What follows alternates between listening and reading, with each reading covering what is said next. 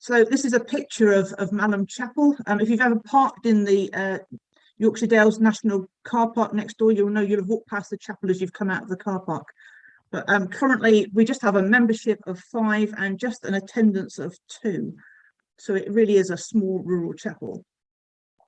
But just before I started my appointment, there was a decision in the circuit, rather than closing the chapel because it was in such a beautiful area and thought that there were opportunities for mission, that rather than close it, they'd undertake work to actually refurbish this chapel and see what the future would hold there.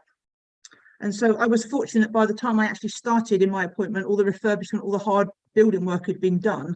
So there's a picture here of the chapel as it looked on the left and as it looked on the right.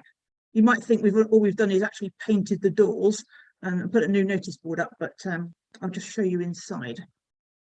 So you can see on the left what it looked like with all the old pews and bits of carpet, and you can see on the right hand side there it's just a much more modern space now with chairs, a completely flexible worship space.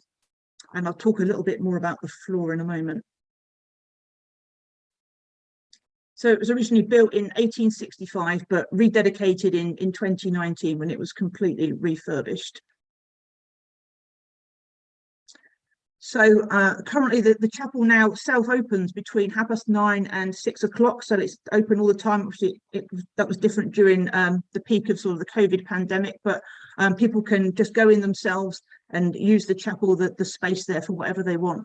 And we have this beautiful floor that was designed by a local artist, of pictures of the surrounding area, so things like Janet's Foss and Goredale Scar, Malham Cove, and obviously the chapel in the middle.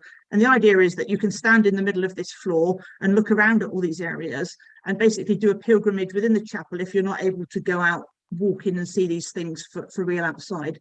And 2 deacons that were involved in this original project produced a booklet there that people can use to actually do this pilgrimage inside the chapel. So when I arrived in this appointment, basically all the hard building work had been done, but the congregation, small as it was, were very tired and didn't really know where to go next in terms of mission and what we should do with the opportunities there. So they'd had a prayer tree for a time, so we carried on using that. And as you can see from all the prayers on the tree, it's really well used by people that just come into the chapel when they visit. And there's a note on there saying you can either tie a ribbon as a private prayer or write something, and we'll include those prayers in worship at least once a month. And it's lovely just to read the things that people have left on the tree. So that continues inside the chapel. And then in December 2019, we decided to launch what we've called the Malham Angels. So many of you no doubt have seen the knitted angels that have been all over the country that are often left out for people to find on railings and all sorts of things like that. But we thought, rather than doing just something for Christmas, because the chapel's open all the year round and Malham is such a busy tourist spot all the year round, we do something with the angels throughout the year. It started off with one lady in the village just knitting a few angels for us, and it's expanded from that. So we have people all over the circuit now knitting angels for us. And in fact, I've even had some just sent through the post from somebody completely outside of our circuit that heard of the project and wanted to help, which is just wonderful. So we have these angels on a tree and also on a table, and basically people can come in and help themselves. There's a tag on there saying that they're a blessing from Malham Chapel, and people are welcome to take them. And if they'd like, they can write in the book as well, just to say where these angels are going, and if they want to say why as well. So as well as offering these angels inside the chapel, we've delivered them to households in both Malham and Kirby Malham, the village next door, and had wonderful responses from people about how touched they've been by having this angel just put through the door as a gift for them. And during the hot weather, when it's dry and sunny, we've been outside with a table, just talking to people as they've passed by the front, engaging them in conversation, offering them a free angel. And people can't believe they're getting something for free, but it's a wonderful way into a conversation with people, often who'll share all sorts of things once you've just stopped and offered them this gift. And here's just a picture of the book where we invite people to write things in, and just a couple of those comments.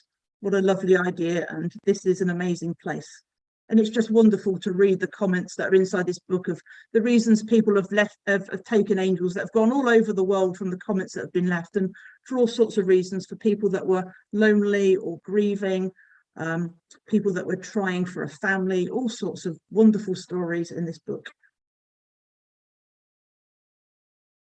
And then we've been having open afternoons. So as well as the chapel just being open for people to come in, we wanted some way of also engaging with people, both people that lived in the local community and people that were passing through, all the walkers and things. So twice a month now, we offer a drop-in afternoon for free tea and coffee and cake and a chat. And again, people can't quite believe that this is all free of charge, but we come in and there's no pressure, no hard sell in terms of what someone said, oh, I'm not coming in if you're going to try and convert me. We said, no, it's just all about coming in for a chat and having tea and coffee and cake, which is just really lovely to get to know people and offer people that space after they've been for a long walk around the Dale.